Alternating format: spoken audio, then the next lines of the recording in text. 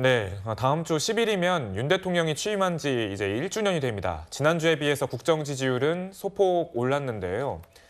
지금 보시는 것처럼 부정평가는 조금 떨어지고 긍정평가는 3%포인트가량 올랐습니다.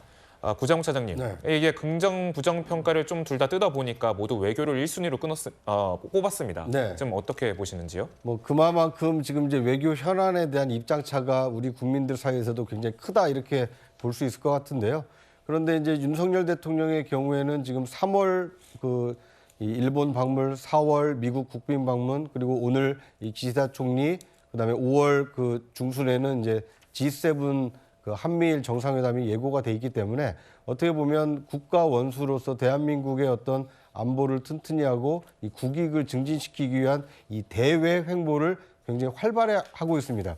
이것에 대해서 이제 긍정적으로 평가하는 분들은 잘하고 있다라고 평가를 하고 있기 때문에 지지율 상승 요인으로 지금 반영이 되고 있는 것이고요. 반대로 야당의 경우에는 이제 이것을 뭐 정당하지 못한 이 활동이다 이렇게 보면서 비판적으로 보고 있습니다만 한 가지 좀 눈여겨볼 것은 올라가는 측면은 외교가 잘했다고 해서 대통령의 지지율이 올라갔고요. 외교도 잘못하고 있다는 지지율은 높습니다만 이 반대하는 이 지지율이 소폭 하락했다는 점을 보면 전체적으로는 이 대외 행보, 이 외교 행보에 대해서는 전체적으로 국민들 사이에서는 이 크게 이 부정적인 여론보다는 이 긍정적인 여론이 많다 이렇게 해석해 볼 수 있을 것 같습니다.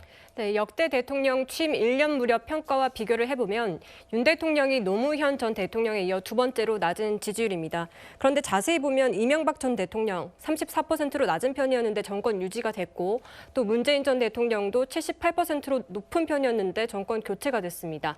소장님, 이렇게 지금 상황에서의 이 지지율 어떤 정도로 의미를 부여할 수 있을까요? 그러니까 지금 이제 가장 유사한 지지율을 보이는 것이 이명박 전 대통령계 34, 33. 근데 그 당시가 왜 이렇게 낮게 나오냐면 한미 쇠고기 무역 협상에 관련해 가지고 많은 분들이 이제 이 광우병 논란에 이제 휩싸일 때입니다.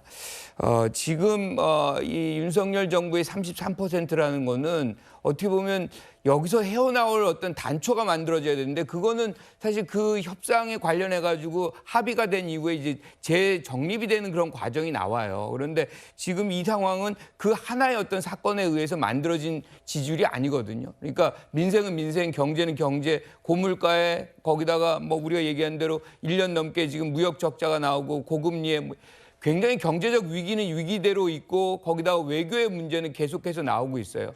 그러면 뭔가 우리가 이거를 지지율 반등시킬 수 있는 어떤 소재가 있을 것이냐라고 한다면 그 부분은 어떻게 봐도 경제 이슈뿐이 없거든요. 그런데 그것도 지금 요연합니다. 그렇다고 보면 과거의 어떤 이 이명박 전 대통령의 시기처럼 반등할 수 있을지에 대한 조금 회의감은 좀 있습니다. 네, 지금 현재 서정 변호사님. 저는 이제 1년 초에 지지율이 큰 의미는 없다 봅니다.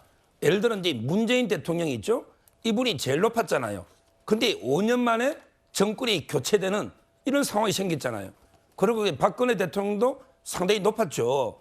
근데 어떻게 불행하게 탄핵으로 끝나버렸지 않습니까?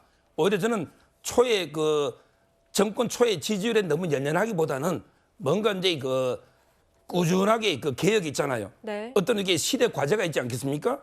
예를 들어 이제 연금 개혁, 노동 개혁, 교육 개혁 이걸 이게 너무 지지율에 일희일비하지 말고 꾸준하게 개혁으로 밀고 나가면 언젠가는 이게 지지율은 상승할 수 있고 또 정권 재창출도 가능하다 이렇게 저는 봅니다. 네. 네, 지금 현재 기시다 총리 소식을 저희가 앞서 전해드렸죠. 지금 현재 일정을 소화하는 걸로 좀 알고 있는데 아직 정확한 소식은 들어오지 않았고 소식이 나오는 대로 바로 방송을 통해서 전해드리도록 하겠습니다.